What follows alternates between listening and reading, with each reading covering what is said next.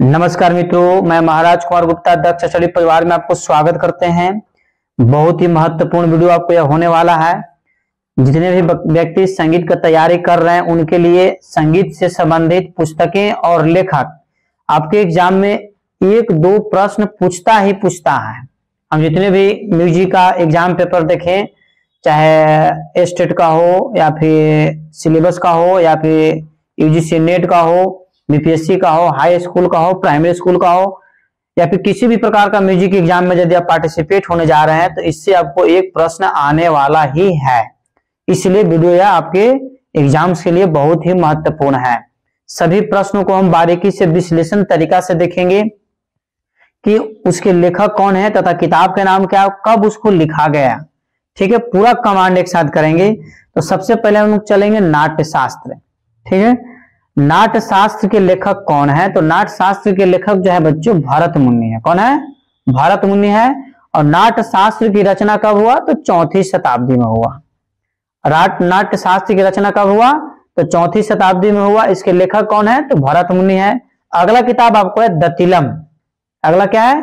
दतिलम। दतिलम के लेखक दतिल साहबी हैं। दतिलम के लेखक कौन है? दतिल साहबी है। इसको लिखा गया कौन सी शताब्दी में बताइए? तो 5वीं शताब्दी में। आपको आंसर शो भी कर रहा था। दतिलम के लेखक आपको है दतिल साहब तथा इसको लिखा गया 5वीं शताब्दी में। अगला प्रश्न है बृहदेशी के लेखक कौन है? बृहदेशी के लेखक कौन है? तो बृहदेशी के लेखक आपको मतंग साहब है। बृहदेशी के लेखक कौन है? मतंग साहब है तथा इसको लिखा गया कब? तो 6वीं शताब्दी में इसको लिखा गया। बृहदेशी के लेखक है मतंग साहब, इसको 6वीं शताब्दी में लिखा गया। ठीक है, अगला प्रश्न पर ध्यान दीजिए कि नारदीय शिक्षा, बहुत ही महत्वपूर्ण प्रश्न आपका है। नारदीय शिक्षा के लेखक जो आपको है नारद साहब है। कौन है?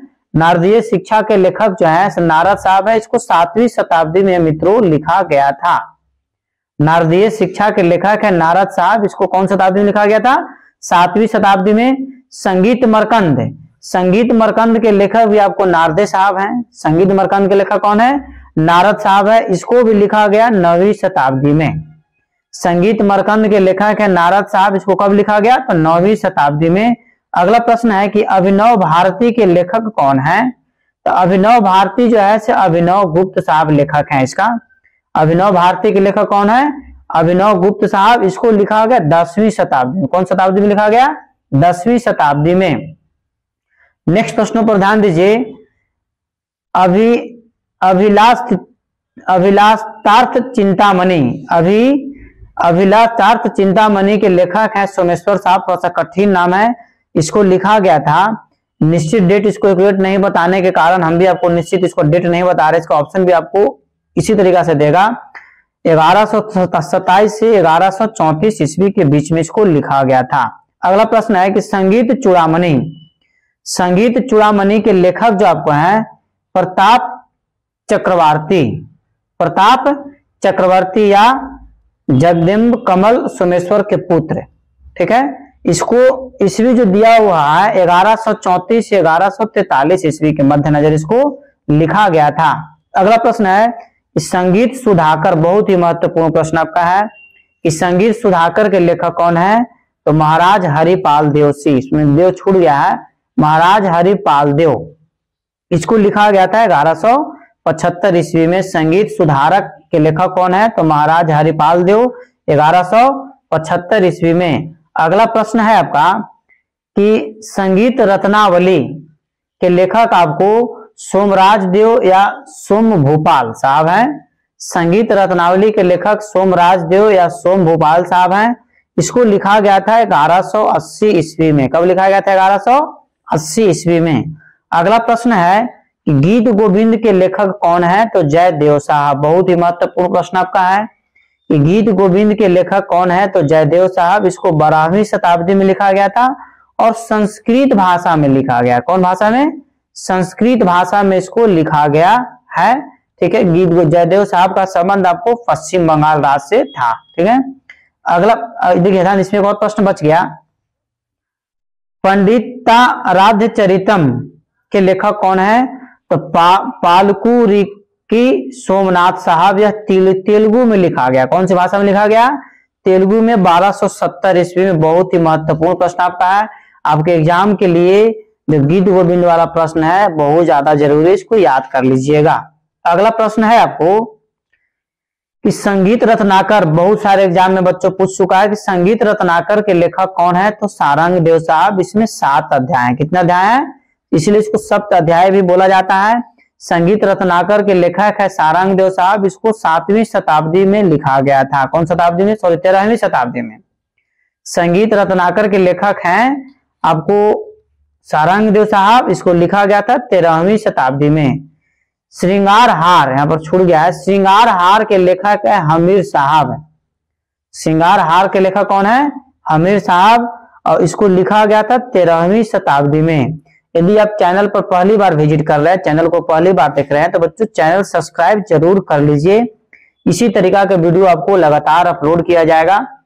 नेक्स्ट प्रश्न है कि संगीत समय सार के लेखक कौन है, तो पार्श्वदेव साहब।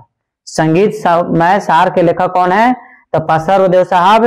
ये आपको जैन धर्म के तीर्थकर, 23वें तीर्थकर थे। जैन धर्म में क्या तीर्थकर थे, 23वें तीर्थकर थे। और संगीत समय सार कब लिखा गया था, तो 13वीं शताब्दी में लिखा गया था। संगीत समय सार कब लिखा गया था, तो 13वीं शताब्दी में लिखा गया था। पार्श्वदेव साहब जैन आचार्य थे। ठीक है। नेक्स्ट प्रश्न है आपका कि सरस्वती हृदयालंकार किसने लिखा। सरस्वती हृदयालंकार के लेखक हैं नान्या देव साहब। यह मिथिला के राजा थे। कहाँ के राजा थे, मिथिला के राजा थे। सरस्वती हृदयालंकार कब लिखा गया, तो 11वीं शताब्दी में इसको रचना की गई थी। सरस्वती हृदयालंकार कितवीं शताब्दी में, 11वीं शताब्दी में इसकी रचना की गई थी। नेक्स्ट प्रश्न मित्रों आपको संगीत सार, बहुत ही महत्वपूर्ण प्रश्न आपका है कि संगीत सार के लेखक है माधव विद्याधरणय। माधव विद्याधरणय, और इसको लिखा गया था 14वीं शताब्दी में। कौन शताब्दी में, 14वीं शताब्दी में। अगला प्रश्न है आपका राग तरंगिणी, बहुत ही महत्वपूर्ण प्रश्न आपका है। राग तरंगिणी के लेखक हैं लोचन साहब। लोचन साहब बिहार के रहने वाले थे। कहाँ के रहने वाले थे, बिहार के रहने वाले थे। राग तरंगिणी का लेखक है लोचन साहब। इसको 15वीं शताब्दी में लिखा गया। राग तरंगिणी को कब लिखा गया, तो 15वीं शताब्दी में। सभी के सभी प्रश्न आपके एग्जाम्स के लिए बहुत ही महत्वपूर्ण है। आप किसी भी प्रकार के म्यूजिक पेपर के तैयारी में लगे हुए हैं तो यह वीडियो आप देख करके ही एग्जाम में जाइए, पक्का एकदम 2 नंबर का आएगा तो आएगा। नेक्स्ट प्रश्न है कि 15वीं शताब्दी यहाँ पर लिखा हुआ है, संगीत शिरोमणि के लेखक कौन है। संगीत शिरोमणि के लेखक कौन है, तो बहादुर मलिक तथा सुल्तान अपने पंडितों के योगदान से कहरवाया था। मतलब बहादुर मलिक सीधा सीधा याद रख सकते हैं। इसको लिखा गया था 15वीं शताब्दी में। संगीत शिरोमणि के लेखक कौन है, तो बहादुर मलिक। इसको कौन शताब्दी में लिखा गया था, तो 15वीं शताब्दी में। अगला प्रश्न है रसिक प्रिया, बहुत ही महत्वपूर्ण प्रश्न आपका ही है। रसिक प्रिया के लेखक आपको हैं महाराणा कुंभा। ये मेवाड़ के शासक थे। कहाँ के शासक थे, मेवाड़ के शासक थे। रसिक प्रिया के लेखक है महाराणा कुंभा। ये कहाँ के शासक थे, तो मेवाड़ के शासक थे। ठीक है। रसिक प्रिया जैसे गीत गोविंद पर लिखा गया टीका है, आ जाएगा कि गीत गोविंद पर लिखा गया टीका का नाम क्या है, तो रसिक प्रिया। क्या नाम है, रसिक प्रिया। ठीक है। और गीत गोविंद के लेखक कौन है, तो जयदेव साहब। जयदेव साहब का संबंध पश्चिम बंगाल से था। इसको लिखा गया था रसिक प्रिया को 1431 से 1469 के मध्य में। अगला प्रश्न अब कहा कि संगीत राज के लेखक कौन है। संगीत राज के लेखक आपको महाराणा कुंभा है। संगीत राज के लेखक कौन है, महाराणा कुंभा। यह मेवाड़ के क्या थे, मेवाड़ के शासक थे। और संगीत राज की जो रचना हुई थी 15वीं शताब्दी में हुई थी। संगीत राज की रचना कौन शताब्दी में हुई थी, 15वीं शताब्दी में। अगला प्रश्न पर ध्यान दीजिए मित्रों, मान कुतूहल हिंदी में लिखा हुआ किताब है। मान कुतूहल के लेखक कौन है, तो राजा मानसिंह तोमर। ध्रुपद का जन्म भी इन्हीं के शासन काल में हुआ था। ध्रुपद कायन शैली जो था, तो मान कुतूहल हिंदी में लिखा हुआ किताब है। इसके लेखक है मानसिंह तोमर। मान कुतूहल की रचना हुई थी 15वीं शताब्दी में। कौन शताब्दी में हुई थी, 15वीं शताब्दी में। स्वर मेल कला निधि के लेखक कौन है, तो रामत्य साहब हैं। स्वर मेल कला निधि के लेखक कौन है, तो रामत्य साहब हैं। स्वर मेल कला निधि की रचना हुई थी 1550 ईस्वी में। 1550 ईस्वी में बच्चों इसकी रचना हुई थी। नेक्स्ट प्रश्न है कि सद्रांग चंद्रोदय के लेखक कौन है। सद्रांग चंद्रोदय के लेखक कौन है, तो पुंडरीक विठल साहब। पुंडरीक विठल साहब। संद्राग चंद्रोदय की रचना 16वीं शताब्दी में हुई थी। संद्राग चंद्रोदय की रचना 16वीं शताब्दी में हुई थी। अगला प्रश्न मित्रों आपका कि 16वीं शताब्दी यहाँ पर लिखा हुआ है, रागमाला की रचना किसने किया था, तो पुंडरीक विठल साहब। ठीक है, रागमाला की रचना किया था किसने, तो पुंडरीक विठल साहब।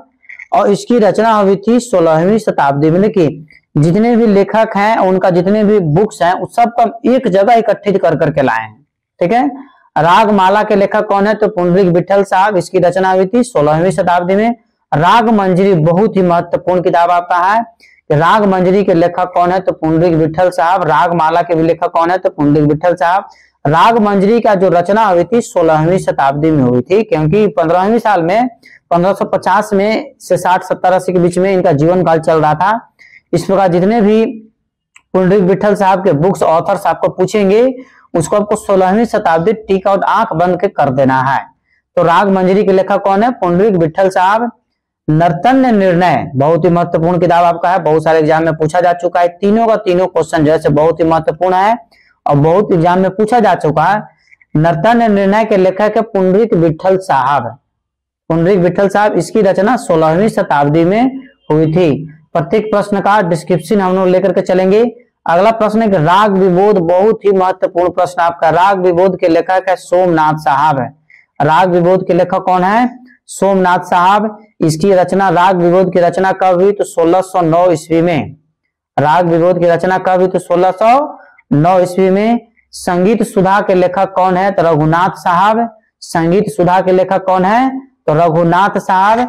और इसकी रचना जो हुआ था 1620 ईस्वी में। कब हुआ था, 1620 ईस्वी में। अगला प्रश्न है कि चतुर्दीप प्रकाशिका, हालांकि यहाँ पर मिसप्रिंट है, चतुर्दंड प्रकाशिका यहाँ पर होना चाहिए, चतुर्दंड ड होगा। चतुर्दंड प्रकाशिका के लेखक है व्यंकमुखी साहब है। चतुर्दंड प्रकाशिका के लेखक कौन है, व्यंकटमुखी साहब। इसकी रचना हुई थी 1630 ईस्वी में। अगला प्रश्न मित्रों आपका कि संगीत दर्पण, बहुत महत्वपूर्ण प्रश्न आपका। संगीत दर्पण के लेखक कौन है, तो दामोदर गुप्त। ठीक है, संगीत दर्पण के लेखक दामोदर मिश्र नहीं, दामोदर गुप्त यहाँ पर होगा। ठीक है, संगीत दर्पण के लेखक कौन है, तो दामोदर गुप्त हैं। और इसकी रचना जो हुआ था 1625 से 1630 ईस्वी के बीच हुआ था। संगीत परिजात के लेखक कौन है, बहुत ही महत्वपूर्ण प्रश्न आपका है। तो संगीत परिजात के जो आपको लेखक है मित्रों अहोबल साहब। ठीक है, संगीत परिजात के लेखक कौन है, अहोबल साहब। इसकी रचना हुई थी 1650 ईस्वी में। संगीत परिजात की रचना कब हुई थी, 1650 ईस्वी में। नेक्स्ट प्रश्न है आपको कि संग्रह चूड़ामणि, संग्रह चूड़ामणि के लेखक आपको गोविंद साहब है। ठीक है, ठीक, जो जयदेव के हैं गीत गोविंद जयदेव साहब, वो आपको नहीं समझना। ठीक है, संग्रह चूड़ामणि के लेखक है गोविंद साहब है। ठीक है, इसकी रचना हुई थी 1680 से 1697 यहाँ है।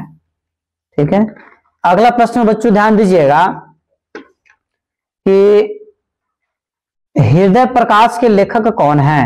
हृदय प्रकाश ग्रंथ रचना किसने किया, तो हृदय नारायण देव साहब ने किए थे। हृदय प्रकाश की रचना किसने किया, तो हृदय नारायण देव साहब किए थे 17वीं शताब्दी में। कौन शताब्दी में, 17वीं शताब्दी में। हृदय कौतुक के लेखक कौन है, हृदय कौतुक के लेखक आपको हृदय नारायण देव साहब हैं। इसकी रचना हुई थी 17वीं शताब्दी में। देखिए ध्यान दीजिए, हृदय प्रकाश और हृदय कौतुक दोनों का हृदय नारायण देव साहब। आपको ऐसे याद रखना है कि हृदय प्रकाश हृदय देव नारायण, नहीं याद रहेगा। अगला प्रश्न है कि अनूप विलास के लेखक कौन है, तो भाव भट्ट साहब है। अनूप विलास के लेखक कौन है, तो भाव भट्ट साहब। इसकी रचना कौन शताब्दी हुई थी, 17वीं शताब्दी में। अगला प्रश्न है कि अनूप संगीत रत्नाकर के लेखक कौन है, तो भाव भट्ट साहब है। अनूप संगीत रत्नाकर के लेखक कौन है, तो भाव भट्ट साहब। इसकी रचना हुई थी 17वीं शताब्दी में। अगला प्रश्न बच्चों कि अनुपा कुंज, देखिए अनूप ध्यान दीजिएगा, तो अनुपा कुंज के लेखक भी भावे भट्ट साहब हैं। इसकी रचना कितनी शताब्दी में, 17वीं शताब्दी। बहुत ही भयानक तरीका से सजाया गया है अनूप, अनूप भाव भट्ट। अनूप से क्या होता है? भाव आता है। अनूप से क्या आता है? भाव आता है। मतलब अनूप संगीत रत्नाकर के लेखक भाव भट्ट साहब, अनूप अंकुश के लेखक भी हैं भाव भट्ट साहब। दोनों किताब की जो रचना हुई थी 17वीं शताब्दी में ही हुई थी। अगला प्रश्न है, राधा गोविंद संगीत सार के लेखक कौन है? राधा गोविंद संगीत सार के लेखक आपको हैं देवर्षि भट्ट ब्रजपाल साहब है। देवर्षि भट्ट ब्रजपाल साहब। इसकी रचना 1779 है जी। 1779 से 1804 ईस्वी के मध्य हुआ था। यह जयपुर के महाराजा थे। अगला प्रश्न है कि राग तत्व बोध की रचना किसने किया? तो राग तत्व बोध की रचना आपको श्रीनिवास पंडित साहब किए थे। राग तत्व बोध की रचना किसने किए थे? तो श्रीनिवास पंडित साहब किए थे। इसकी रचना हुई थी 18वीं शताब्दी में। इसकी रचना कौन शताब्दी में हुई थी? 18वीं शताब्दी में। ठीक है। अगला प्रश्न बच्चों कि संगीत सारामृत, बहुत ही महत्वपूर्ण प्रश्न आपका है कि संगीत सारामृत के लेखक कौन है? तो तुलाजीराव भोसले। तुलाजीराव भोसले। इस संगीत सारामृत की रचना जो हुई थी 1783 ईस्वी में हुई थी। कब हुई थी? 1783 ईस्वी में। अगला प्रश्न है कि राग लक्षणम के लेखक कौन है? राग लक्षणम के लेखक आपको हैं तुलाजीराव भोसले। ध्यान दीजिएगा, राग लक्षणम के लेखक कौन है? तुलाजीराव भोसले। और इसकी रचना हुई थी 1783 ईस्वी में। इसकी रचना कब हुई थी? 1783 ईस्वी में। अब यहाँ पर केयर करिएगा थोड़ा सा, संगीत सारामृत के लेखक भी तुलाजीराव भोसले ही साहब है और राग लक्षणम के भी लेखक तुलाजी भोसले ही साहब है। दोनों किताब की जो रचना हुई थी 1783 ईस्वी में हुआ था। अगला प्रश्न पर ध्यान दीजिए कि नागमते आसफी, बहुत सारे एग्जाम में पूछा जा चुका बच्चों आपका ही, नागमते आसफी के लेखक कौन है? तो रईस मोहम्मद रजा साहब है। रईस मोहम्मद रजा साहब। और नागमते आसफी के लेखक जो रचना हुई थी कब हुई? तो 1813 ईस्वी में। नेक्स्ट प्रश्न है कि अभिनव ताल मंजरी, देखिए वहां पर अभिनव राग मंजरी था, यहाँ पर है अभिनव ताल मंजरी के लेखक कौन है? तो श्री अप्पा तुलसी काशीनाथ। एक चीज याद रखिएगा कि अभिनव राग मंजरी हिंदी में लिखा हुआ किताब है, जबकि अभिनव ताल मंजरी संस्कृत में लिखा हुआ किताब है। जबकि अभिनव ताल मंजरी के लेखक कौन है? श्री अप्पा तुलसी काशीनाथ। इसकी रचना 1834 ईस्वी में हुआ था। 1834 ईस्वी में अभिनव ताल मंजरी की रचना कब हुआ था? 1834 ईस्वी में। लक्ष्य संगीत संस्कृत भाषा में लिखा हुआ किताब है। लक्ष्य संगीतम के लेखक कौन है? तो विष्णु नारायण भारत खंडे साहब, पंडित विष्णु नारायण भारत खंडे साहब। इसकी रचना 1910 ईस्वी में हुआ था। ठीक है। लक्ष्य संगीतम संस्कृत भाषा में लिखा हुआ किताब है।